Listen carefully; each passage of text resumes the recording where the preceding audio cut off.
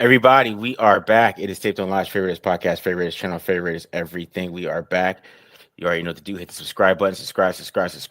Hit the like button if you like it. Hit the dislike button if you don't like it. Leave a comment if you like it. Leave a comment if you don't like it. Also follow us on Twitter at the Mark John NFL for me, at Glen Rockney for Glenn, and at M Holder 95 for Matt. We should be here pretty soon. And of course, pandasubs.com, discount code DRAFT for 25% off. All right. So I see that the chat is already going crazy here.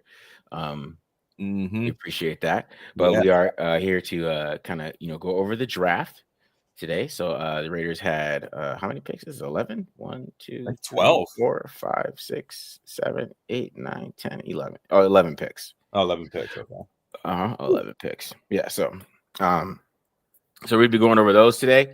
And give us our thoughts on all these picks, and then also you'll take a look at some of these undrafted guys too as well. There's Matt. Hey Matt, how you doing? How's it going, man? So we'll be talking about the draft picks today, and I know people are gonna have some undrafted free agent questions, which I mean I don't know how much we could do for you guys there. But, yeah, we'll do what we can, but we'll do what we can. I got a list of those guys too. I'll put that up when we get to that point. But yeah. So how do you guys feel about the draft overall? What are your guys' thoughts? Go ahead, Matt. I mean, I think overall, handing out the meaningless post-draft grades, I'd probably give it a B. I think heading into the first round, I made my stance clear about how I felt about Ashton Jeanty. But again, I think the running backs, I think they did get the best running back in the class and addressed one of their bigger needs there at number 6. And then I was pretty surprised, and I'm sure you guys have talked about this too, and I think we've mentioned this while we're doing the instant reaction about how offensive heavy this draft was. Like I think all of us going into it felt like they were going to prioritize defensive players, and that seemed to be where a lot of the strength of the draft class was, but they just kind of bobbed when everyone else weaved. And when we saw them trade back twice in the second round to get Jack Betch, and then on top of that, I did not expect them to walk away with 2 wide receivers. I figured it might be one, and figured at that maybe, 4th round or later and not in the second round. But overall, I like the haul they got. A couple of guys on day 3 that they ended up getting at the end of the draft there with JJ Pegues and Cody Linderbaum, where I thought a couple good picks and a couple good values. I had higher grades on them than where they ended up getting drafted. So I was pretty excited about that. But I mean, linebackers, one spot where sitting there having a bunch of question marks. Obviously, Linderbaum factors into that, but 7th round pick. I don't know. Obviously, you're not expecting him to come in and start right away. And then nose tackle is kind of the big other question mark that I still have that I've thought they might prioritize a little bit more, but clearly they're going in a different route. So overall, I thought it was a good haul. Just a little bit unexpected at some points, and of course, got my boy Darian Porter. So that's at least worth a full letter grade for me, I guess. So maybe I should be a little bit more a little bit happy with them since they got my guy. So maybe I'll bump them up to a B+ maybe after that. We'll see. Yeah, I agree with you on a B. I think it's a B, but it's also like this class. What I will say was one of the more exciting classes and intriguing. I'm intrigued by all of it. Every pick, intrigued. Some to a oh man, and then some to a oh man degree. You're like, wow, like this. Like I see some of the top end stuff where you're like, wow, okay, if this does work out, there's a lot of ifs, and the draft is always ifs, but I think especially this year. And I think it was a Chip Kelly draft more than anything. I know a lot of people are saying it's Pete Carroll. And look, certainly a guy like Darian Porter is a Pete Carroll pick. And but I think it was a Chip Kelly draft because first off, we're going to fix the run game right away with Ashton Jeanty. That's what we need. We're going to fix it right then and there. We're going to get 2 developmental offensive linemen back to back in the top 100 to ensure that perhaps there's depth to offset contracts and guys can develop at the time other guys get phased out and stuff, and we can always run the football and not have any lapses in Jeanty's rookie contract and protect Geno Smith. Then you get Thornton in the 4th round, which you're like, oh, I know we're probably gonna have some different takes about that, but you're going, okay, Chip, I'm paying you $6 million a year. Can you make this rare type of athlete work? Because that's what I'm paying you a bunch of money for. And then, oh, by the way, I'm going to draft you 2 defensive tackles that have rushing touchdowns. So this short yardage thing that we struggle with the Raiders, because they're ass in short yardage. One of the worst teams I've ever seen in short yardage was the last year's Raiders. So we're just never going to have that. And then guess what? Here's another project. Convert this guy into a wide receiver, this freak athlete from FCS. So I like it. The problem is I have to see it work one time before I'm like, oh yeah, obviously bring in all these athletes. I'm a scorned Raider fan. I like this coaching staff, but I'm like, I for every, I remember Lynn Bowden. I remember guys like that, Keenan Reynolds for the Ravens. Like, you always hear about these guys, and it's like, we hear about the Julian Edelmans. We hear about the DK Metcalfs, or like these other guys that are maybe people have their doubts about, but good coaching staffs make them work. I got to see it work once. Yeah. Yeah. To your point too, like you look at it too, like obviously Genty at the top, and then at the back end, like Cam Miller is a running quarterback. Tommy Malotte's obviously going to switch to wide receiver, but Tommy Malott could tote the rock at Montana State. So you can use him in the running game as well. And then the other one too, that I thought was kind of funny, is very clearly they were going after like running quarterbacks, because they signed Haj Malik Williams from UNLV in undrafted free agency. So they got 3 guys, 3 quarterbacks who, again, probably all 3 of them, you could probably make an argument might be able to switch to a different position and can all run the football, which, as we know, with Chip's background at Oregon, this has always been a big part of his offense. And even in the past, even when he was with the Eagles at first with Mike Vick, Nick Foles, that kind of fell off a little bit. But I thought that was interesting too. Is like they very clearly like wanted to go after these mobile quarterbacks, and I mean added two in the 6th round, and then 1 undrafted free agent that all kind of fit that same type of profile. Yeah, my thoughts on the draft is, it really felt very Pete Carroll, kind of feel, in my opinion. Like, even there's a little bit of John Spytek in there. I think it was more on offense a little bit, just with the offensive linemen, and because even like going after the FCS guy is something that they do a lot. We're gonna have pretty soon here is them drafting a punter, because that's what they used to do with the Bucks too. We're gonna have that in a couple years, which is nice. Gonna piss people off. Drafted a kicker in the 4th round. But just like looking at Beck kind of has that same profile as Chris Godwin a little bit, the 214, 6'1". Even like Caleb Rogers, he's very athletic tackle, but he definitely missing some play strength a little bit. I think is like hit or miss a little bit, but he definitely has some athleticism. He actually has pretty good technique, and then and then going with the other tackle. I can't think of his name right now. Charles Grant. Yeah, Charles Grant. Yeah, Charles Grant is going to be a little bit of a project. I think he's way more of a project than a lot of a project. Yeah, he's a pretty big project. So, when you get the first 3 picks that I really liked, like Genty, and then going Besh, and then going to Porter. I think all those guys working together was pretty good. So.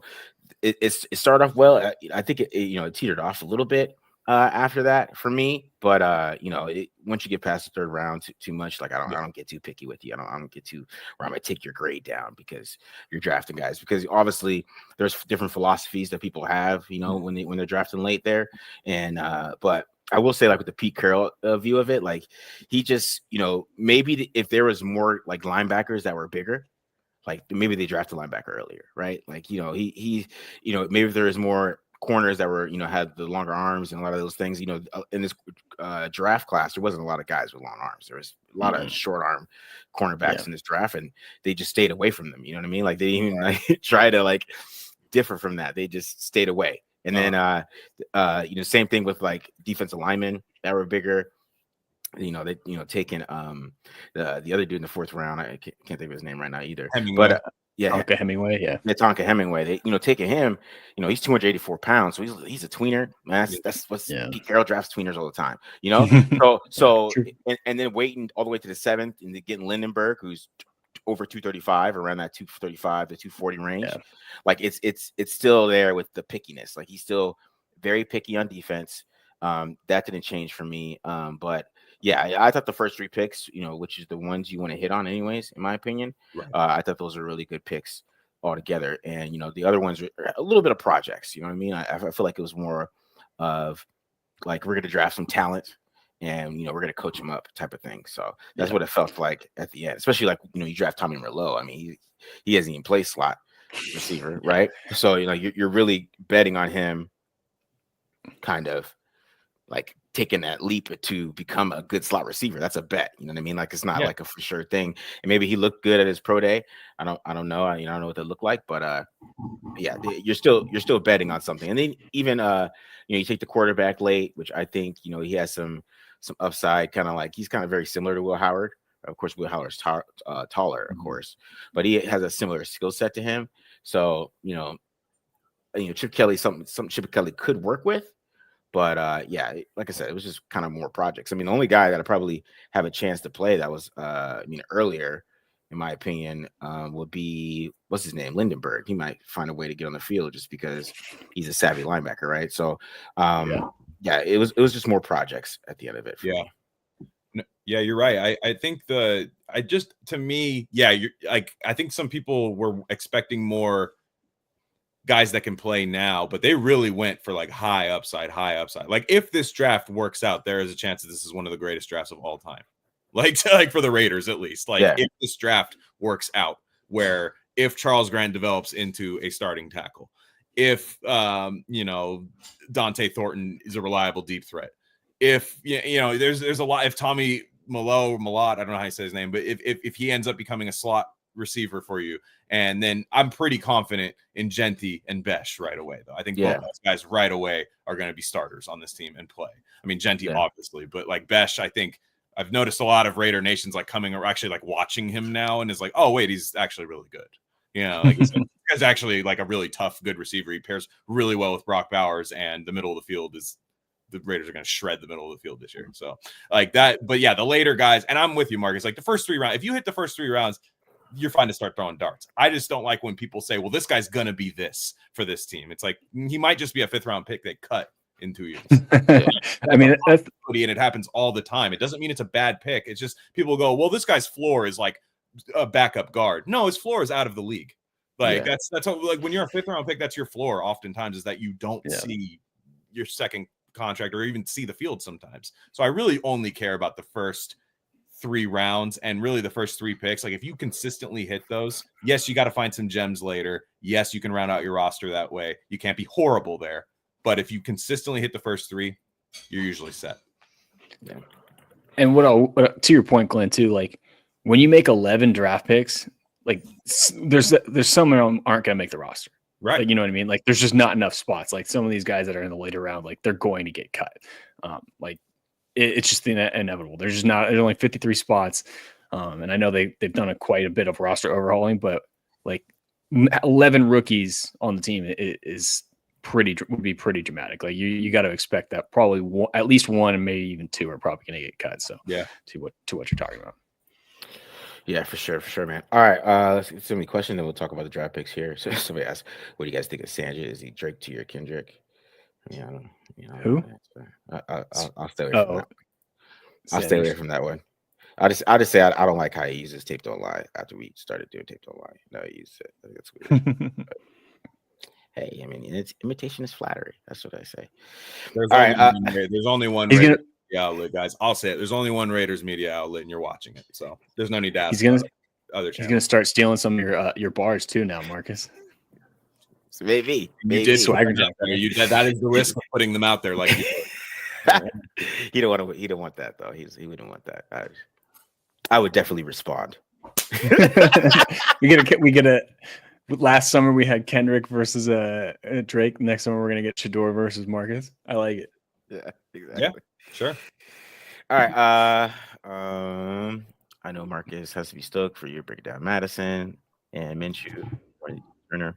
Yeah, I am pretty stoked about that, to be honest. Signing Melo Dotson, greedy fans, but solid players. Melo and CB. I just thought the undrafted guys. It's just tough for me, man. It's just, all right. Cam Miller or Jalen Monroe. He's not that fast. He can move though. He can, but one thing I learned from watching more FCS football than I've watched in my entire life in the last days. Wow, these guys are slow.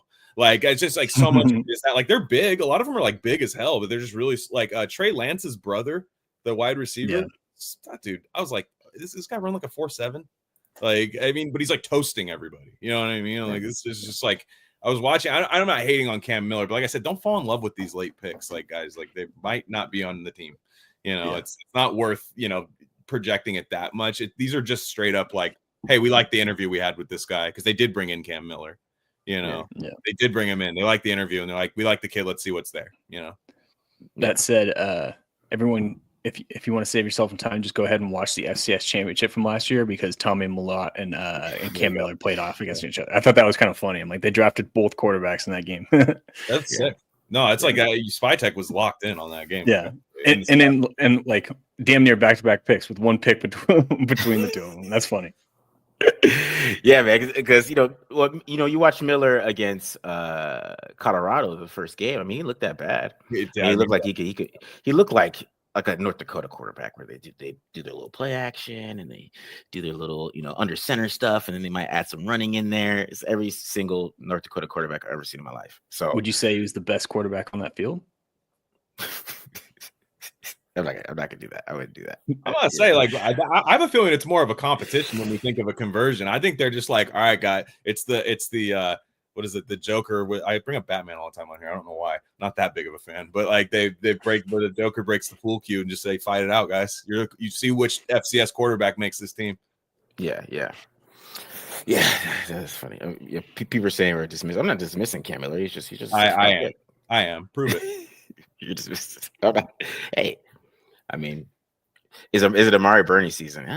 Maybe. You guys don't remember Connor Vernon? I'm just saying. Remember these old like picks that like Raiders flash in the pan? Who's Connor Vernon? Yeah, exactly. Dennis Allen, wide receiver, I think. And people are like, he might make this team. He might make this team. You could probably go on like Silver and Black Pride right now and search for articles about Connor Vernon or like that's our Wes Welker. That's our this guy. Check it out. Yeah. Who is Connor? Yeah, you were way more deep than I was back then, Glen. That's what I'm saying. No, I remember following it on the blogs, and then it gets you excited, and then they're like, Raiders cut Connor Vernon. And they're like, yeah, it wasn't even that tough of a decision either. It's just like, like there's Aiden O'Connell's on the team, or maybe Cam Miller sticks on, but I don't know, Yeah. You don't think Pegues could play early as a rotational guy on defensive line? I mean, I think he could be a rotational guy. I like the Pegues pick. I like that better than the Hemingway pick, to be honest with you. Yeah. I like that guy's game a little bit. I think he could definitely like kind of contribute off the bench. The problem is especially with Hemingway now too, they have so many like guys that are fit the same profile. Like they just have so many like 3 technique, 4-eye type of guys that I don't know how this rotation is going to play off because I mean, Jonah Lalu is that same type of player, and he had a decent moments last year too. And I mean, Zach Carter is the guy that they re-signed who was like good for him down the stretch last year too, as like a rotational guy. So that's the weird thing that makes it difficult to project it right now is like, I could see Pegues getting some rotational time. I can also see Pegues not really playing at all as a rookie and maybe not even making the team as a 6th-round pick. It's just, there's just so many dudes that fit the same type of profile, like Adam Butler, who's going to be who's like the top of that position, if you will. Yeah. Ryan Wilkins. So.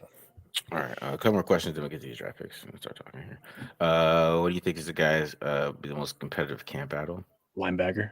Yeah, for sure. Yeah, linebacker for sure. I mean, receiver battle is going to be interesting now. It's tough because it's funny about like Dante Thornton is like, we'll talk about him. What does Dante Thornton have to do to like get cut like 3 years from now? Like he has that like speed that they're gonna be like, we got to keep this guy around though. You know what I mean? So it's gonna be interesting who they keep around at receiver, who they put in the slot, who plays where. I mean, I don't know. I think receiver is gonna be really interesting this year. Yeah, receiver too. What position ready to try to sign in free agency? To kind of do these last 2 questions. Do y'all see them get another receiver in free agency? I actually don't. Why would they get it? Yeah, I don't think they get another receiver after drafting 3 of them. Three. Yeah. They drafted 3, man. Yeah. I mean, I like that approach a lot, what they did there, to be honest. Because I think with Geno, like we need to make it no excuse for Geno whatsoever. You got line, you're trying to future-proof your offensive line and your weapons. So I mean, is it going to work? We'll see. But I like the process of it at least. Yeah. Yeah, Okay. if they're going to add anyone in free agency, the guy I kind of keep my eye out for is Mike Hilton, or is it Hilton or Hinton from the Bengals? I think it's Hilton from the Bengals, to kind of take over that nickel spot, because that was one position that I think all of us expected them to address, and they haven't. Yeah. And he could come in and literally start right away, and because right now it's either Darnay Holmes or Thomas Harper taking over that role. So, and I put my money on Harper to take that on that. But Harper was a free safety last year, so. I don't know if he's necessarily going to take over the nickel. Did play nickel at Notre Dame though, so He did. Yeah. Asante Samuels is not. Somebody said Asante Samuels. Is he? He's not. Yeah, he's still available. I'm assuming the reason why he's still available is that shoulder is bad, because he missed, like, he went on IR after week 4, and then I was reading something on The Athletic that he said, like, it's been an issue he's been dealing with his entire life. So I'm like, if you have a chronic shoulder injury. That's not exactly something I think I'd admit publicly on free agency. And very clearly, the fact that he's still available is kind of telling on where his medicals are at, because he's a good player that shouldn't be available at this stage unless it's a medical issue. That is crazy. That's crazy. Yeah. But he doesn't play nickel, does he? No, he's an outside guy. But yeah, I mean, right now their starting quarterback starting cornerbacks are Jacorian Bennett and Eric Stokes. I like Bennett's potential. Stokes get beat up by Porter, but Porter is very raw, as I've talked about. 7 games of corner tape. Yeah, exactly. Yeah. So I'm not hating. I love the pick. I just mean, like, when we're talking about year 1 starter, it's like Porter is, even though Porter's played like the most college football out of, like, most of the players that got drafted this year, like, he was a special teams guy, and he has some incredible special teams stuff, and he's going to be right off the bat the DJ Turner replacement and upgrade, I would say, on special teams, especially because he can block kicks and play as a gunner. But he's 7 games of corner tape, and they're great. Yeah. So we'll have to see if he's a starter. I think you're right, Matt. Yeah. All right. Let's get to these draft picks here. So I got them all listed here. I copy and pasted this time, so all the names are spelled right. Matt, you got all the names spelled right because I copy and pasted. I'm not even gonna check. Looks like you have the right players. So. I got the right players. I got the right players. All that matters. All right, so let's start with number 1, Ashton Genty, right? Which he went at 6. What are your guys' thoughts on Genty on the Raiders? Yeah, it was one of those things. I still have the top 10 on a running back, but I said it when he got drafted. I was like, look, it was just so anticlimactic. I'm so used to the Raiders surprising me all the time, and it was actually not a surprising pick. That being said, I expect nothing but greatness to come out of this guy. I forgot when the draft. I do this every year. Once you start getting to day 3 of the draft, I forget who the first round pick is sometimes. And I'm like, oh yeah, we got Jack Besh, we got Ashton Genty. So there's a chance that you can set the league on fire with this guy. And I think it's a good roll of the dice. And I like what they've done after. I like a lot of the picks after this to help Ashton Genty as much as it helps Geno Smith, to be honest. Yeah. I mean, coming in year 1, he's going to be the lead back, and I think he's going to get the lion's share of the carries. His 2 biggest competitors are 33-year-old Raheem Mostert and 3 games of Sincere McCormick, who's coming off an injury. So I'd imagine he's going to have take the lion's share of the carries, and I mean that's what you want out of your top 10 pick back. So again, Tate's a lot of fun to watch. Definitely makes some missed tackles. I think he's got some decent long speed to take to the house. He's got the chance to be the complete package at running back. It's just a matter of if he's going to be able to have success behind the offensive line, but I definitely think he's going to help the running game. Definitely an upgrade over what they had last year and what they had going into the draft. That's for damn sure. Significant upgrade. Yeah, I agree. I mean, the run game is going to be the focus of this team. I believe. I mean, when you draft Ashton Genty, that's what you're saying. I mean, you're gonna give him the football. I think he's going to be on the field a lot. I mean, you'll see those guys kind of come in and feed him a little bit, but I wouldn't expect like more than 5 carries from Mostert a game. Mostert might be used a little bit more, maybe catching the football, maybe, I don't know. But I just wouldn't expect a lot of carries from the other guys. Like I think Genty's going to get the most of them. He's probably going to get up to 300. I bet we're going to get up to there. I bet we're going to have it like that, where they're running the football like crazy, and they're going to do different ways for them to run the football. And Chip Kelly's going to get really creative. And that's what I expect. I mean, there's a bunch of guys who were over 300 last year. I mean, like Saquon and all those guys, I think they're going to try to ride him. They're going to ride him out. And it's not going to be really fair to him. I mean, if he ends up, kind of falling apart by year 5, but that's what they're going to do. They are riding the train. And then, when you have Geno Smith and it doesn't work out, if you can't run the ball, you do have a guy who's shown that he could throw the ball 40 times a game and, find ways to win, because, I mean, he was third in attempts last year passing the football. So, if you have that, like that type of dynamic where, you want to run the ball a lot, but just in case you can't, you do have a quarterback who has a history of having to throw the ball like every single down for the most part. I think you feel pretty good on offense. So with the weapons they already have, and then some of them that they added, you expect them to kind of have that ability to be really good on offense. And I feel like that was the focus. I feel like they just thought the offense sucked, and they were like, we're gonna rebuild this offense, which it did. I mean, they're not wrong. I mean, you know what I mean? So yeah, that's a fair assessment. It's just they lost so much defensively in free agency. But yeah, they're playing. I mean, that's the thing. Like, I know people want them to like be good right away and turn things around in the season, but they're very clearly playing the long game here, as much as they want to say it. Like, going so heavy on the offensive, and again, getting a handful of guys who are more projects. Like, they're very clearly more focused on the long game, which is how you should draft, to be honest. Yeah, exactly. And I think, like I said, short yardage. I expect short yardage to be something they can fix pretty quickly, because it was so bad. I mean, 3rd and 2 for the Raiders last year was just like, I don't know what the analytics were, but I know what my eye test showed, and it was glaucoma. Like, I didn't even want to look at the screen anymore. It was horrible. And I think they're going to be there. Like Marcus said this, like a tweet with, I think he was like arguing with somebody, but it applies to this. This is even before the draft. It was just a guy who's like, we have Geno Smith, the teams will stack the box against us. Marcus said, well, I dare you to stack the box against Geno. Like, it's like not a good, famously not a good thing to do against him, but whatever. But now, yeah, I dare you to stack the box, but also I dare you to play a light box against the Raiders right now. Like, that's the other thing is last year it was, remember when they drafted Bowers and the hype was like, who do you cover?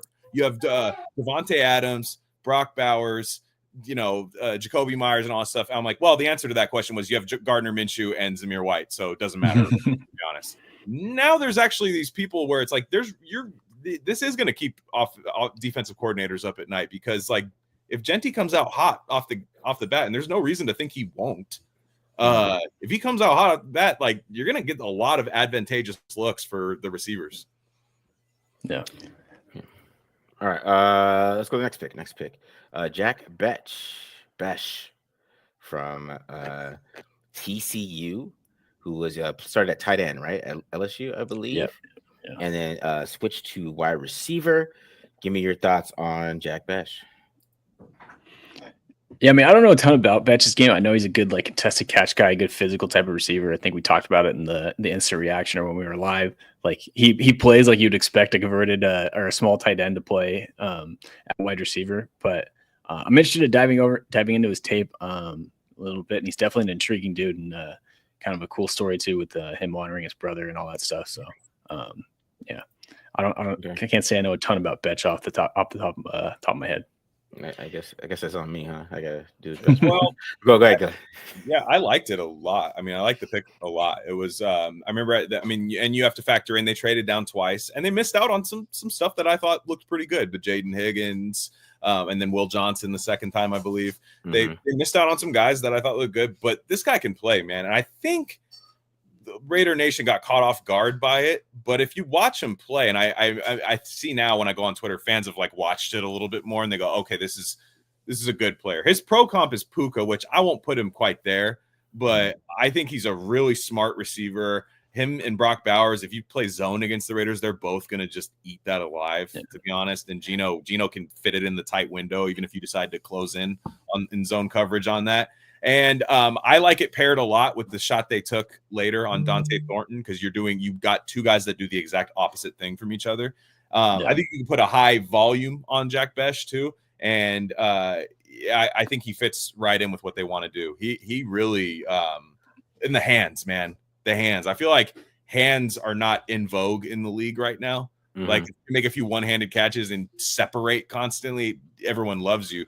But man, hands. Like this team with Myers, Bowers, and him, that's very, very good, dependable third down options.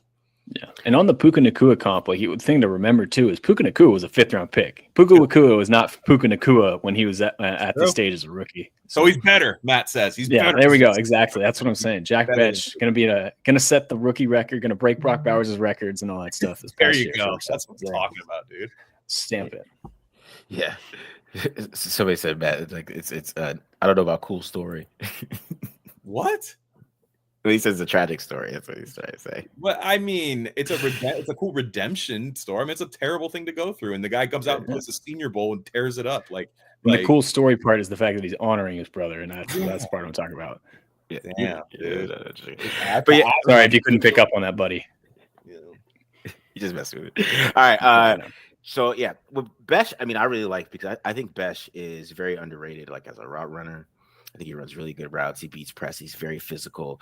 It's hard to get your hands on him. And if you do, are you going to push him? Like he's like one of those guys you're not going to push around. And he's a very strong player. You can tell he used to play tight end, because that's how he gets off the line. He gets off the line like a tight end, but he runs routes like a wide receiver. And I think one thing that I really like about him is like he has the ability to bend a little bit. I think he has good bend for his size, for how big he is. And he's able to run a lot of different routes. And he's also a smart guy because he's a former tight end. So he'll find zones and things like that. And he just catches everything too.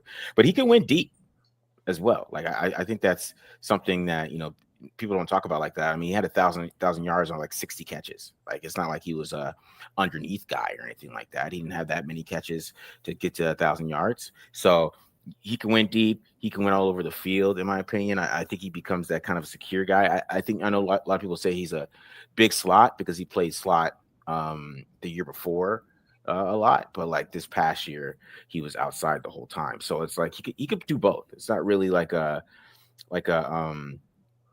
he's a big slot type of thing. Like he has to play big slot, and they drafted Dante, Thornton Jr. to go opposite of that. I don't believe that. I think probably, they see probably Myers as a slot receiver, in my opinion. They probably, I know Spy Tech mentioned that.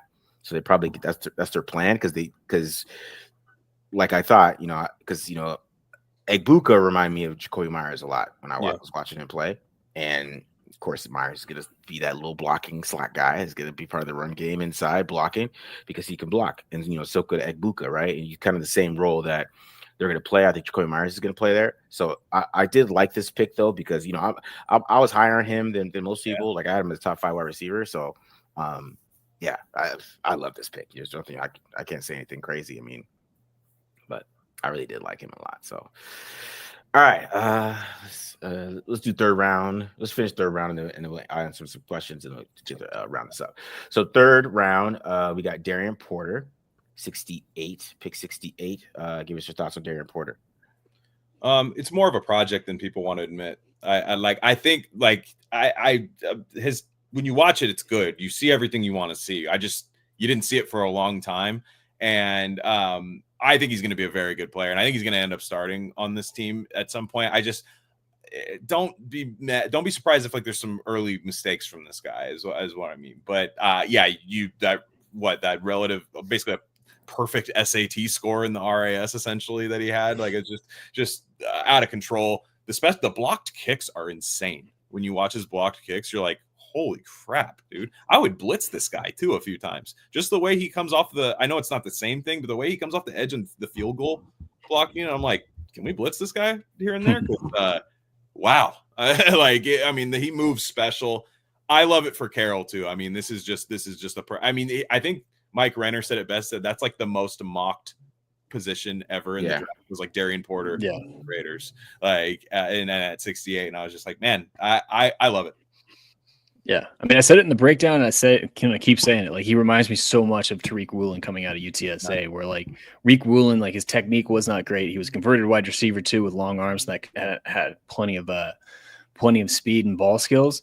And I think you can apply all that to Darian Porter too. But again, my point I'm going with there is Tariq Woolen eventually ended up starting, and I think he had tied for the most picks in the league with 6 in his rookie season. Was a Pro Bowler that year. So I kind of see that same trajectory. We're like, yeah, you got to work on Darian Porter with this technique. It's not perfect.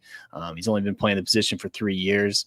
which ideally for an older prospect like him, because he is 24 and was a 6-year guy, you'd like to have him to have that experience. But he's a different situation, having switched positions and didn't really get much playing time until this past season. But I mean, I just love this dude's traits, and I think he's going to be, if not a starter this year, I think you can expect him to start next year with a little bit more fine tuning. And again, this is a guy that Pete Carroll, this prototype, has had plenty of success with, even recently as what was that, 2023, 2022, that Rick Woolen came out. And I mean, again, Rick Woolen stepped on the field and looked like he'd been there for years and whatnot. So, I mean, again, if you saw me on the live show, I was fired up about this pick, came back on just to talk about how stoked I was. So, this was one of my guys, and I was really happy with it. I'm happy they walked away with physically one of the most impressive cornerbacks in the class. Yeah.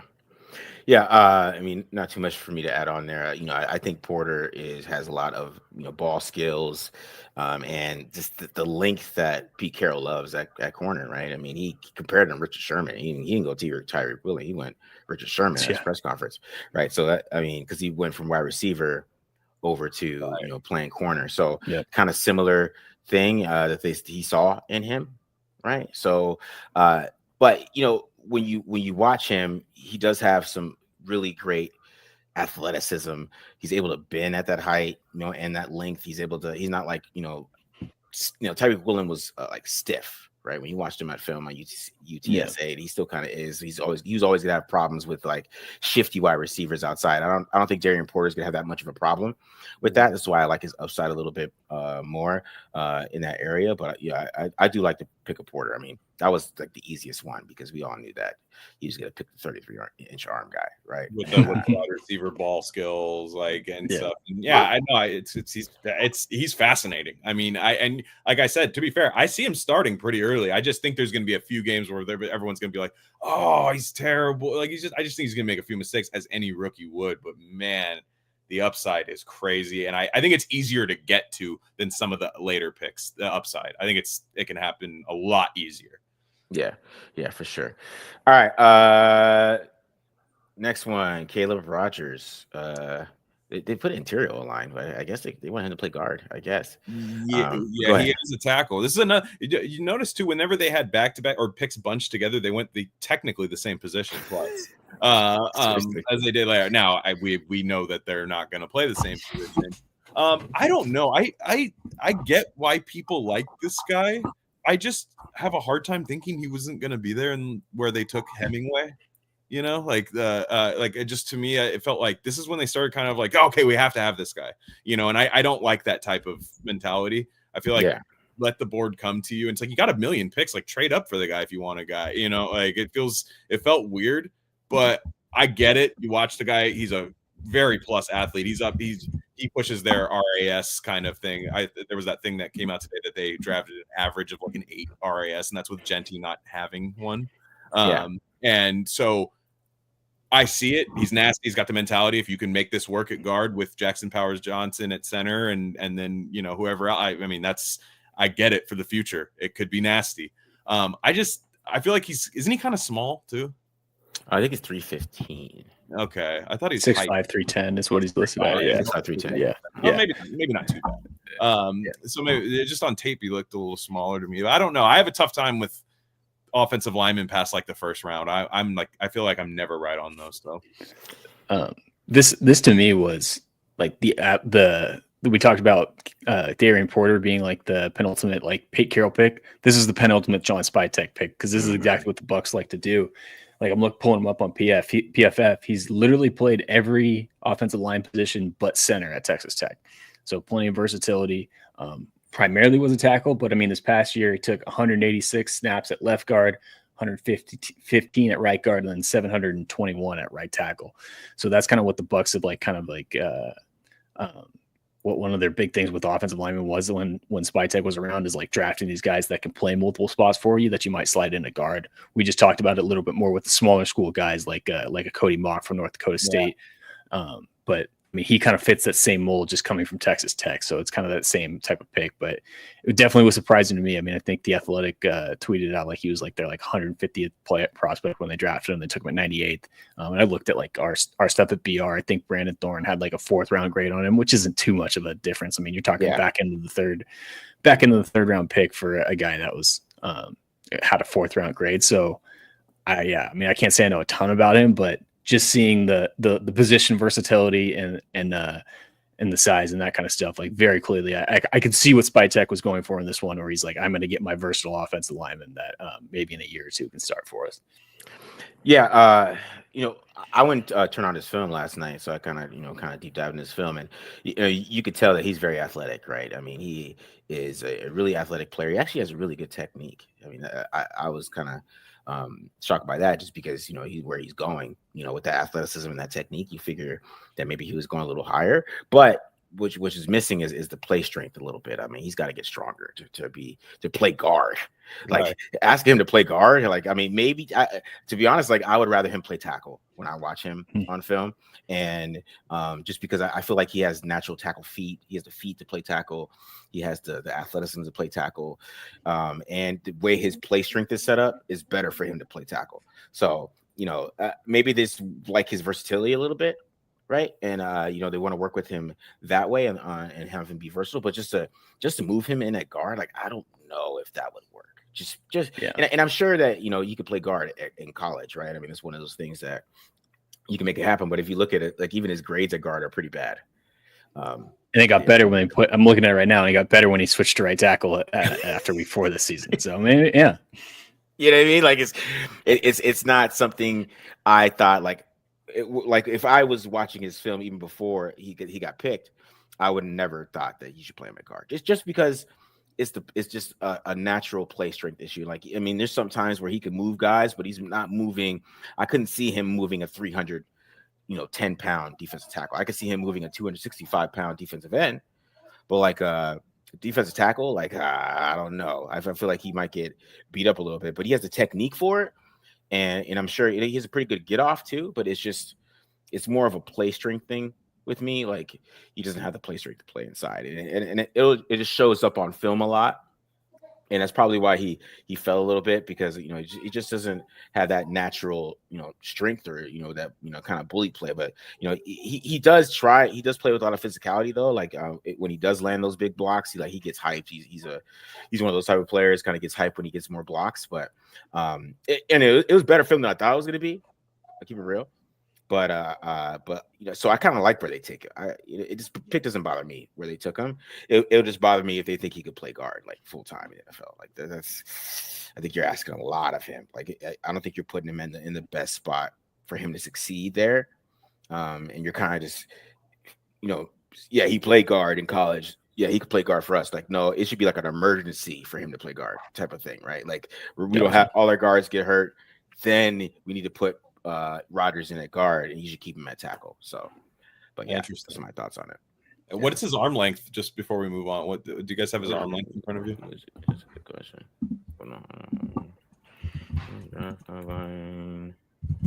Rodgers. You pulled it faster than me, Matt. Go ahead. 30. Oh, that's why 32 3/8. There we go. There it is. See, that's it's a little concerning if you wanted him to play guard. It is. I'm not gonna lie. I think you should just try him out at tackle first, because I think he has the feet for it. And then you maybe can hide it a little bit more at right tackle. Maybe, I don't know, but I mean, not in today's NFL. Maybe it was like the 90s or something. But I would be a little worried about him playing guard. Interesting. Just a little worried about it. He just doesn't move guys like that. But yeah. All right. Charles Grant is next. He's I'm with you, Marcus. You and I were talking privately about this. I'm like, this is going to take a long time to get this guy. I don't know why people think he's going to play like this year at all. I would not put him on an NFL field this year.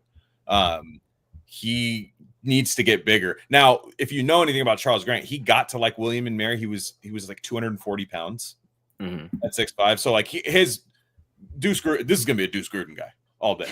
Right. He's still the coach, right? I mean, they didn't let him go, right? Teflon Deuce. No, he's still there. Still there. Amazing. and winning like national competitions in bodybuilding while being a strength coach. So powerlifting. Deuce is gonna have to put some muscle on this guy. I see it. I get what they're saying, like with him, like what they see, but I didn't think his film was like that dominant. The stuff that I saw, like I didn't see him like that. I don't know. These third round picks for me I kind of forget that like Pete's lines in Seattle sucked, you know, and it was a lot of times it was like this guy's crazy athlete, but he's small. Yeah, you know, and they were like converting tight ends for a while, and it was Tom Cable. So hopefully Brendan Carroll is good. Is all I'm saying. If he is, I'm just laughing, Glenn, because you're talking about that, and like you mentioned like the projects that they draft. Like George Fant was a power forward that they were starting at right tackle, and then they love the long arm dudes. And Charles Grant is 6'5", 311 with 34 3/4 inch arms. So yeah, Pete Carroll pick. Yeah, and ran a 5.09, so he can move a little bit. Yeah, Grant didn't do any the workouts, but he's 6'5", 311, 34-inch arms. So yeah, I mean, he is the probably end up getting be playing tackle, but I heard that people talking about maybe moving him inside as well. I could even just look at Lance Zierlein. He's talking about that. Like when I watch him on film, because I wouldn't watch this film too, I think he's the guard. like if you're gonna choose one of these two guys to play guard, I would go Grant. Arm length, Marcus. But John Simpson, my old dude, man, he had like 35-inch arms. So okay, I just sometimes guards can be big. It's because guard to me, in my opinion, like I think if you have the feet to play tackle, then you can get away with it. I just worry about Grant's feet because I don't know. Like, I think he has a great get off. He could move laterally, like, really well. Like, and a lot of those things, like, if you put him at guard, he could probably move some people inside. I think he's stronger than Rodgers, right? So he does have some strength to him. He does have, like, a serious play strength issue. I don't think he's, like, dominating guys a lot, but he moves people. I constantly see him move people. It's just, like, with Grant, he just needs so much work on his technique. Like, he stands straight up.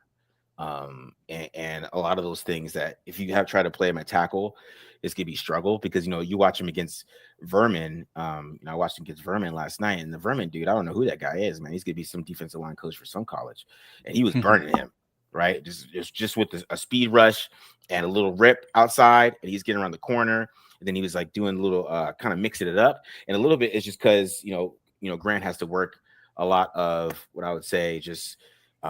He kind of depends on his power a little bit at that level. So you kind of have to, it's going to be a little bit of a project there with him. Like, but if they're going to pick one of these guys to play guard, and it should be Charles Grant, in my opinion, because I feel like he's a better fit there. Interesting. That's an interesting thing we'll have to watch.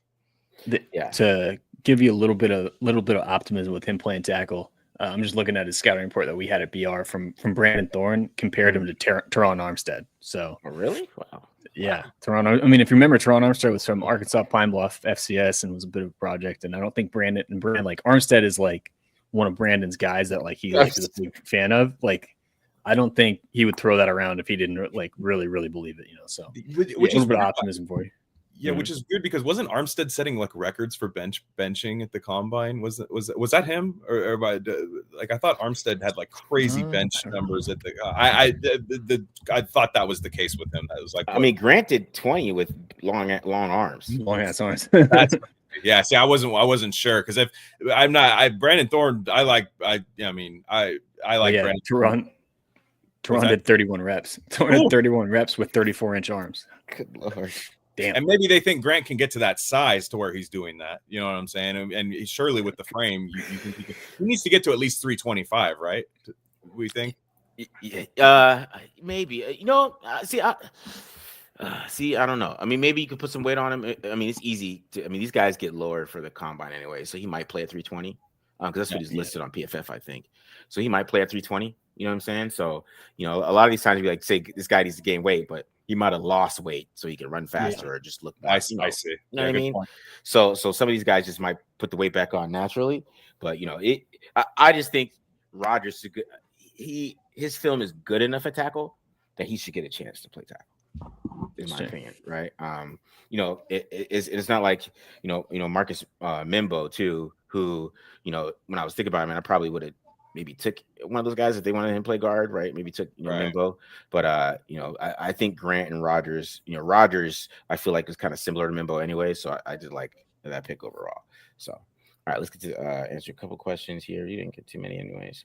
How many times do you hear about Mellett being compared to Julian Edelman? A lot. I'm already on it. I'm already on it. I said Brady already found his small school quarterback that he's converting to wide receiver, to slot receiver. Yeah, Kent State, Montana State. It's all lining up. Yeah, who is going to play slot? I think Myers, in my opinion. Yeah. Somebody asked about TB12 sabotaging Sanders. I don't know why that would happen. How do we sabotage Sanders, man? I think you wanted him to go in the 6th round like Brady, and he was like, if he's there in the 6th, we got to take him. I don't know. I feel like Sanders sabotaged himself a little bit. Yeah, I'll say. Yeah. I mean, turns out having your dad say all summer that you're not going to go to certain teams doesn't exactly work out well. Yeah.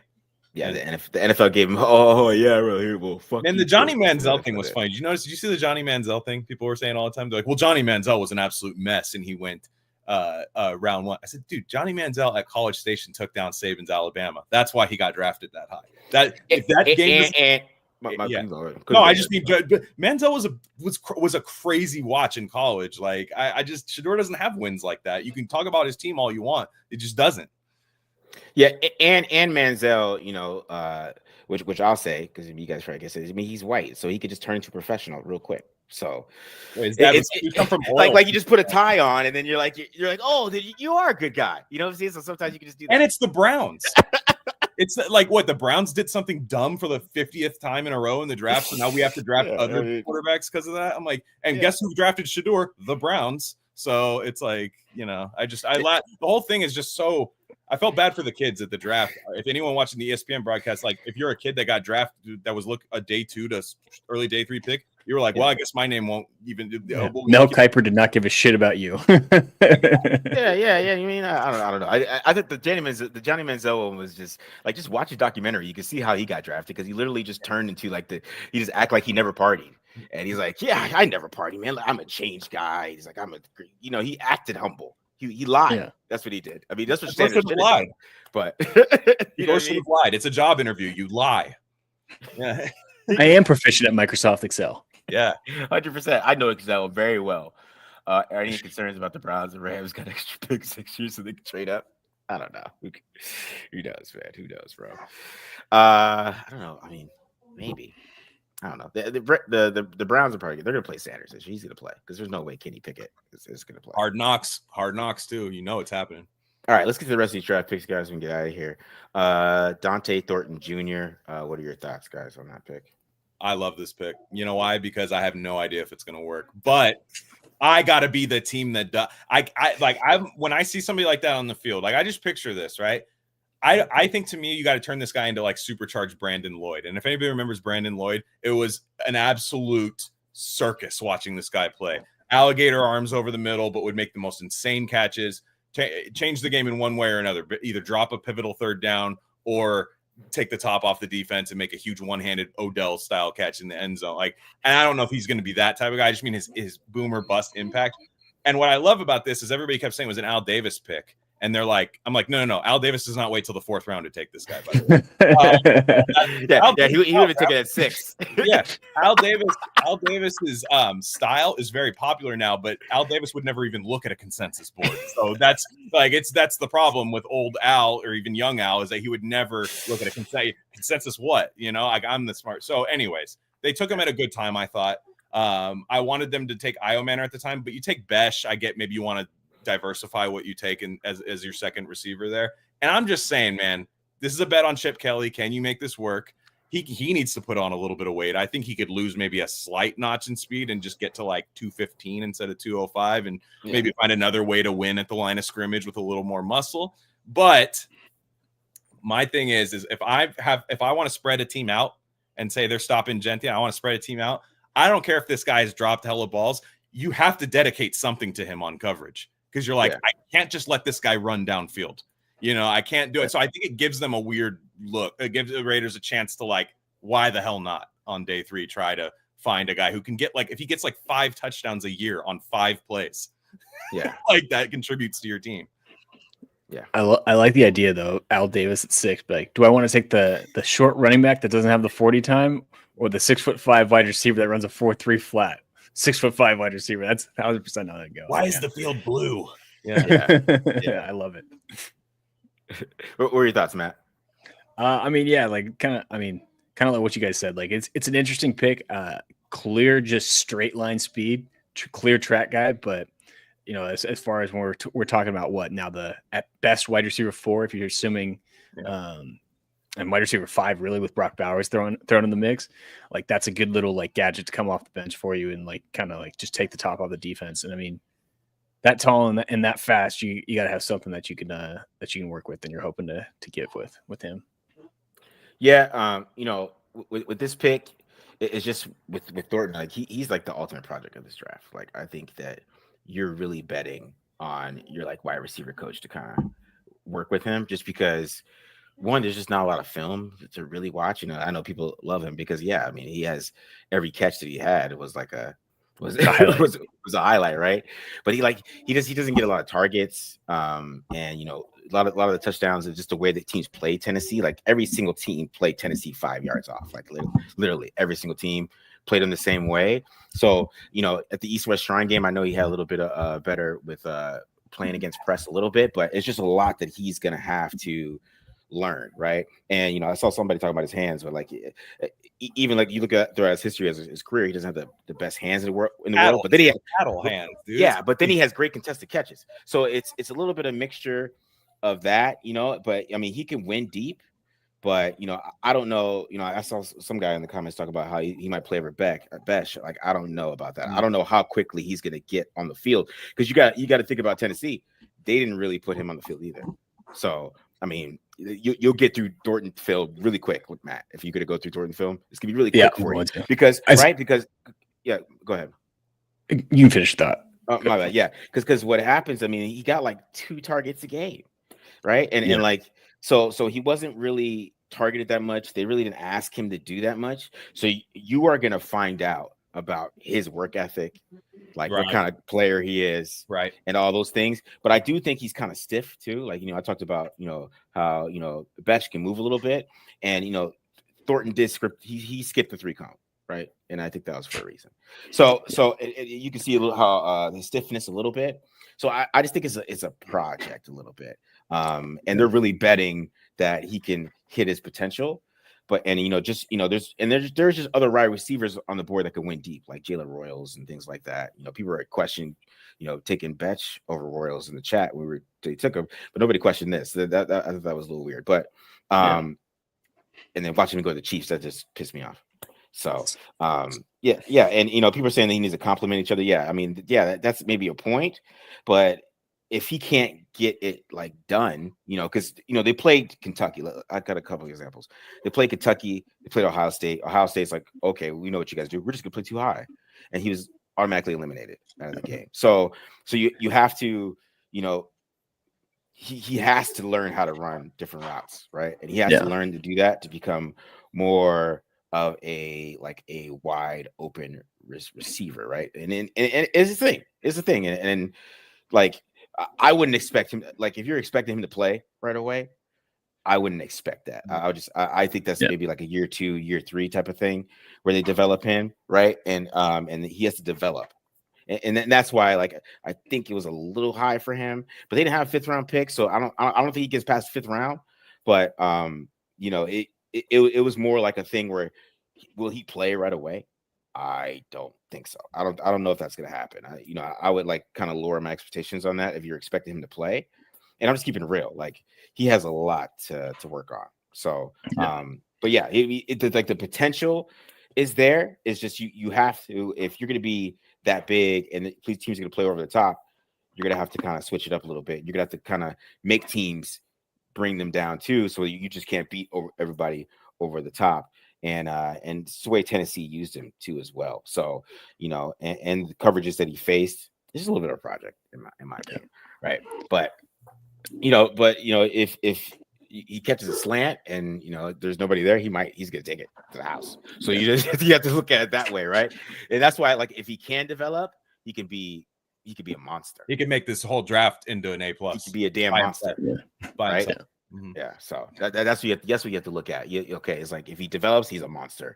But I would just like year one expectations, because I see a lot of people like expecting him to, like, I would just temper my expectations year one. He's got to get better. He's got to work on. But like year two, year three, if he has that work ethic, he can get it done. He could be a monster. So that's how I look at it. All right, let's try to get these a little faster here. So we got Tonka Hemingway. Matt, you go first, because you probably I don't know how much you know about him. Yeah, so I mean, I talked about him. I thought he's a little bit of reach. I thought he was more of like a 6th, 7th round guy. But what I will say is the first game I watched of Tonka Hemingway, I was like kind of impressed. I'm like, all right, there might be a little bit something here. So I can see where like the thought is. But yeah, this one was a little bit of a reach for me. I think he's kind of a tweener. Definitely has he has traits you like about in both of his games, but he just kind of like I said, after that first game that I watched, he kind of just blended in and like didn't really stand out this past year. And he also kind of benefited from playing on a pretty talent heavy defense. Like if you just look at this draft class, Demetrius Knight was obviously a linebacker. He got drafted. Kyle Kennard was the SEC Defensive Player of the Year on that defensive line. He ended up going, I think, the 4th or 5th round. TJ Sanders was a 2nd round pick in the Bills. So Hemingway was kind of like just like that other guy. And he still didn't really stand out as much to me. So I wasn't as big of a fan, but I can kind of see where the vision is. I think they're probably going to play him a little bit more at like that defensive end role, because he is like that kind of tweener body type. I think he's like 280, something like that. So he's kind of going to be similar to how they use like Tyree Wilson in the past. But yeah, I wasn't a huge fan of this one. And I actually like Pegues in the 6th round more than I liked Hemingway in the 4th. Yeah, I completely agree with what you just said there. And you brought up Tyree Wilson, and I was thinking the exact same thing. What I'm doing with Tonka Hemingway is I'm pointing at Tyree Wilson. I'll be like, if you can't beat this guy in camp, I'll pack your bags for you. Like that's exactly what it is, because I watch it and it's just like, yeah, he has that. They drafted 2 defensive linemen that can tote the rock, so there's something to that. I have no idea. Like I think it's going to be Pegues versus him. Like basically, like which one of you guys is going to be my gadget defensive tackle? And I honestly, with as many picks they're bringing in, it might just come down to that. I think Pegues is just much better. I just think his twitch is better. I think Hemingway, we'll see. There just wasn't like a lot to watch of him either. But they were big into the Shrine Bowl this year. Have you noticed with the they were a lot of Shrine guys. And I guess that's where Hemingway really stood out, was the Shrine Bowl. Cam Miller Shrine too, East West Shrine Bowl. Yeah. Mm-hmm. Yeah. Mm-hmm. Talk about Pegues a little bit, Matt, too, as well. Yeah. So it's what's kind of funny is I thought I was actually a little too low on Pegues just based on other people, and then he ended up getting drafted a round later than I thought he would. Like I had a high 5th round grade on him, which for perspective at BR, our 5th round category would be 6'4" to 6'0". I gave him a 6'4", so like right at the top of that class. And I like what he brings to the table. I think he's solid against double teams. He's really hard to move one-on-one. Got some knockback power in his hands. And I know he didn't test great, but he shows some twitchiness and some athleticism on tape where you're like, okay, you can develop this guy as a pass rusher. And he's decent against double teams, so maybe he's the option at nose. I wouldn't rely on that. He's not quite that profile, but I think he's like at least solid in that area where like you could kind of like get away with him every now and again. Again, I don't know if you're putting him at like the John Jenkins spot where he's doing that every single time. I don't think that's the route for him. Yeah. But he does remind me a lot of like an Adam Butler, where like he's more of that athletic dude who's got some pop in his hands and whatnot to get some knockback power. And then on top of it, what he brings on the offensive side of the ball is like a short yardage pack. I mean, he had 7 rushing touchdowns last year. I tweeted it out tongue in cheek, like, hey, he might end up having more rushing touchdowns than Genty this coming year, because he could be the short yardage pack. Yeah. Know they're going to try it. Like there's just no way. I mean, there's going to be, like I said, the worst time for me for the Raiders last year was their short yardage situation. And I have a feeling this guy is going to actually like make the team based on what he can do in like short yardage. Because when he carries the rock, it's not just like, I'm bigger than you, move out of the way. He's like making people miss. And you're like, what am I watching here? This is like crazy. Yeah. And but go ahead. Yeah. I was going to say, so I can't remember if he probably transferred because Ole Miss doesn't recruit high school anymore with Lane Kiffin in the transfer portal, but I forget where he started out, but he actually entered college as like a tight end. So he played tight end and then switched to the defensive side of the ball. So again, on top of that too, if we're talking about him being like that wild card player, he's a guy that can come in off the bench and you can maybe dump a couple passes off to him too. So yeah, I liked Pegues a lot. I like that pick. I think, again, I don't have many questions about him as a run defender, especially if they're going to put him at like that 3-tech or 4-eye spot. And then pass rush wise, he's just got more upside. The only thing that worries me is if you go back and watch his games, like majority of his pass rush production came actually on the edge, which speaks to his athleticism. But as far as him transferring to the NFL, he's going to be an interior guy. You're not putting him out on the edge on this team. So it's going to be interesting to see if that can like translate to him in the closer alignment, because he's not a great bull rush type of guy. He's more of a win around the edges type of guy. And that's why I think a lot of his production at Ole Miss came when he was playing at that defensive end spot rather than at the 3 technique. So that's the big question, one of the big question marks with me with Pegues. But I like, especially in the 6th round, I like that value a ton. So somebody said Pegues is what he came in at 310 at the combine. Was he bigger than that, Matt? Are you expecting him to, because he's not really a nose, right? He's not a nose, right? No, that's what I'm saying. He's not like a nose profile. He's just like he can be decent against double teams. Is kind of what I was talking about. Yeah, he's not. Yeah. I don't know. What did he weigh in at Ole Miss? So people, I mean, because a lot of people, with PFF had him at 325. Okay. Wow. Okay. So maybe he played maybe weighed in a little bit lighter at the combine. Yeah, because even Pete Carroll was playing like Jaron Reed at nose, so I don't know how we. Yeah, that's a decent comp for him. But yeah, and by the way, he started at Auburn, so he wasn't no Ole Miss transfer. Okay, none of those dudes that. Yeah, Ole Miss transferred all the guys that Jackson Dart didn't win with. Yeah. All right. So let's wrap up the rest of these picks here. So Tommy Millot, I think that's if I'm saying that right. Cam Miller and Cody Lindenberg. Millot, I found some Montana State film. Shout out to Miller. I got some Montana State film, man. Maybe check it out. See, maybe he could be the future quarterback of the Raiders. But he's the wide receiver, right? He's the one he's the wide receiver. I know. But they said they might give a chance to quarterback. Let's see. That's true. Yeah. How bad it gets, I guess, maybe. So Cam Miller is the other quarterback too. I watched Cam Miller against Colorado, but I didn't watch too much Cam Miller film. I'm not gonna lie to you. And then Cody Lindenberg. What are your thoughts on Lindenberg, man? I know you were higher on him than 7th round. Yeah, another guy that I had I thought was a little bit more of a 4th round pick and ended up sliding further. I think he can fill the Robert Spillane role as that run defender. Like he's a pretty good run coming downhill. Does have like sometimes like he kind of gets frozen against zone runs where his instincts aren't quite where I'd like him to be. But against gap runs, he's pretty quick to read them and can trigger downhill. Decent at taking on blocks. Like you said, has the size that I think Pete Carroll looks for. Where he kind of gets in trouble is he's tough in coverage. Definitely don't want him playing man. He's definitely more of the guy that you want playing that middle hook type of role in zone coverage, which again, that's where you draw some of the Spillane comparisons. But I will say what he's really good at, and this again, drawing back to the Spillane comparisons, he is good at like reading the quarterback's eyes and like stepping in passing lanes and making plays on the ball. Like he did that at the Senior Bowl and ended up getting a pick. And that's kind of what I saw on film as far as what he can contribute to the passing game.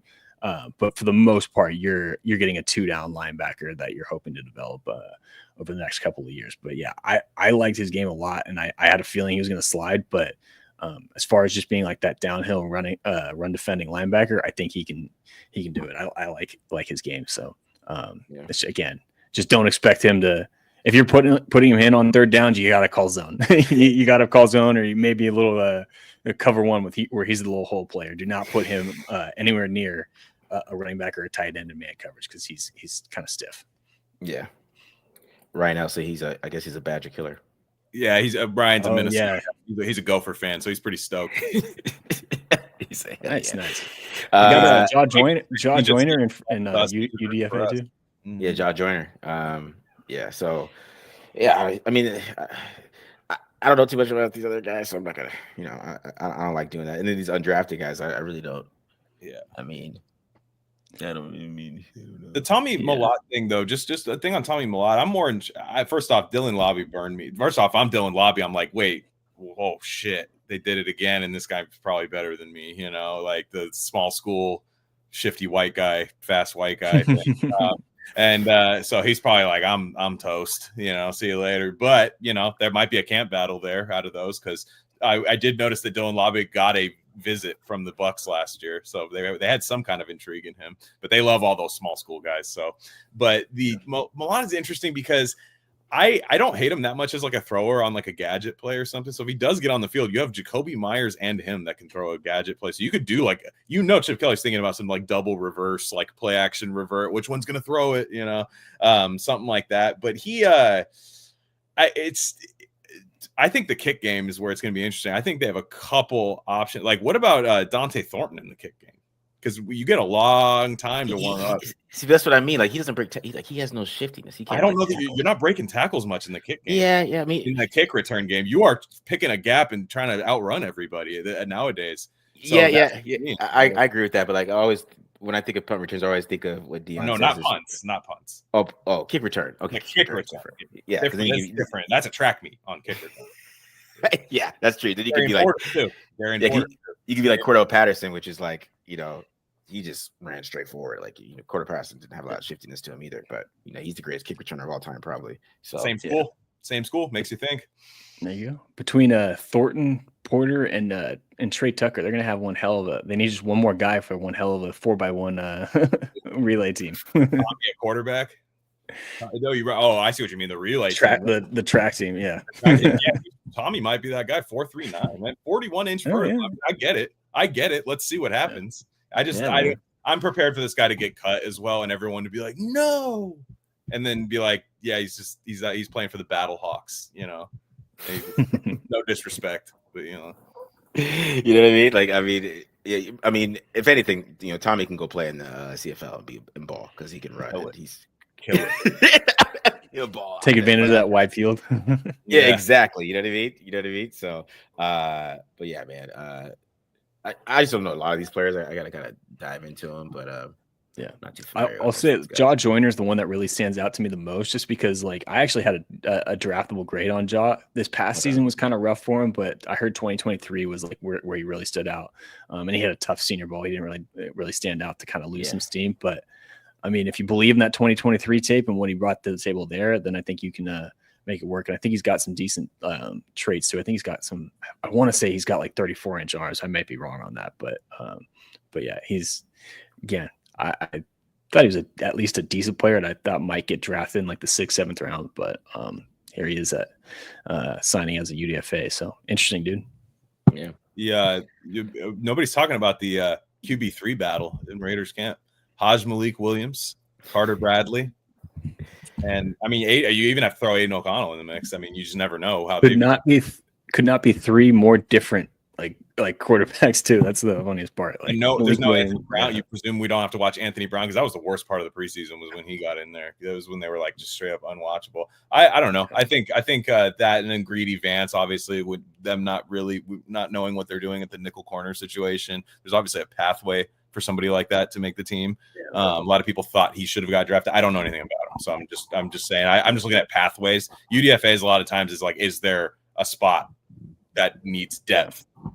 So that's where I'm looking. Is Melo Dotson? Go ahead, bud. Sorry. I was gonna say Melo Dotson's another guy that probably could have gotten drafted too. So I just don't know as much about him. But I was just looking up Jaw Joyner on PFF. This past season had 31 pressures and 3 PFF sacks, which they count half sacks as full for full disclosure.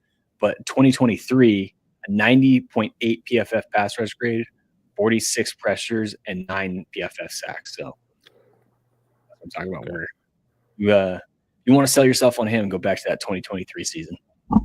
Yeah. Melo Dotson didn't get drafted because he ran a 4.59. There you go. Yeah, that's why. Him and Kobe Bryant. Yeah, Kobe Bryant not getting drafted was crazy. I don't know what. Yeah, what are they doing in Kansas? They're slowing down all their cornerbacks out there. They got to focus more on the speed, less on the strike. Throwing the grass high like Notre Dame used to do. Notre Dame and USC. Yeah, that Kobe Bryant that was crazy. You know what I mean? Like I thought that was wild. He didn't get drafted because he was locking up Travis Hunter. Yeah, Falcons got him and Nick Nash in UDFA, man. All right.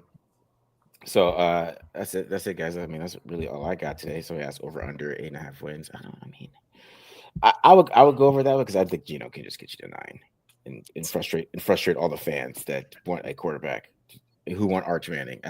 Geno's gonna do that. That's what I think. No, they're not getting Arch Manning. I know. Yeah. I mean, maybe Garrett Nussmeier. Kate Klubnik. It's pretty good. Klubnik. What they've done, no, honestly, what they've done, the last thing I'll say, what they've done is they've made it a pretty good situation for like any quarterback to come in. I think there's like a lot of, I think the O-line looks promising. I think there's some good options at receiver now, at least some intriguing ones at that. And if Chip Kelly is cooking with these guys, they're going to win a lot of games, honestly. Like if they come in and they're scoring a lot and the red zone problems with Geno go away and they can run the ball with Genty. If Genty is the rookie phenom we frankly expect him to be by drafting him that high, they figure a few things out on defense. Pete Carroll might just go, no, I love these DBs. Dude. I don't know what you got. He has a track record of doing that at least. I would their over under isn't 8.5. I don't think, right? Like their over under is like much 6. lower. So I take the over on their actual number. Yeah. Oh, for sure. Because that's my thing. Is Chip Kelly's going to cook for at least 8 weeks. Nobody's going to know what the hell he's going to do. Yeah. That's why I'm excited about. It's going to be at least 8 weeks of him cooking. I mean, after week 9, they might figure it out, and then we have to worry about year 2 of him adjusting. But for the beginning of the season, he is going to cook. Like I can't even wait for week 1. I think he's going to have those defensive quarters head spinning. I believe so. That's what I'm excited about. Yeah. Like you need to have Genty outside, and then Genty's gonna come around on like a jet sweep, and then, do a counter. And then you know what I mean? Like it's a bunch of crazy shit he's gonna do. So I'm excited about Chip Kelly. That's why I think people freak out about Geno Smith. I'm like, I'm not really worried about Geno Smith too much. No, because Chip Kelly was good last time he was in the NFL. He just was an idiot and traded away his best 2 players on offense. And then Chip Kelly, the GM. Chip Kelly, the GM, got in the way of Chip Kelly, the head coach. Bill O'Brien style. Yep. For Jordan Matthews, you know what I'm saying? Like he had LaShawn McCoy, Deshaun Jackson. They both had career years. So like it's going to be exciting on offense, I think, regardless, man. All right, guys. I don't see too many other questions in here, so we appreciate you guys joining us all week for the draft. Joining us for the whole draft period. I know Matt put a tweet out there, thanking all you guys for supporting us, supporting the channel, appreciate it. like supporting the live streams, all the things that we've done, all the mock drafts, all of that. We appreciate all you guys enjoying this, even the ones, everybody, you disagree with us. We appreciate that too, man. You disagree with us. What should we say? We love you too. You know what I'm saying? We appreciate the love. So, yeah. Appreciate everything you guys have done and listen to us and enjoying TDL and helping grow the channel, all the the donations, all that stuff. Appreciate it, guys. So like I said, with another draft in the books here, and then we'll get into the off season where we have to find content, especially for Friday Night Live. Me and Glen will probably do some like all-time Bo Jackson stuff. We'll mix it up. Yeah, we'll mix it figure up. Yeah, we'll figure it out. All right, guys, we're out of here. Peace.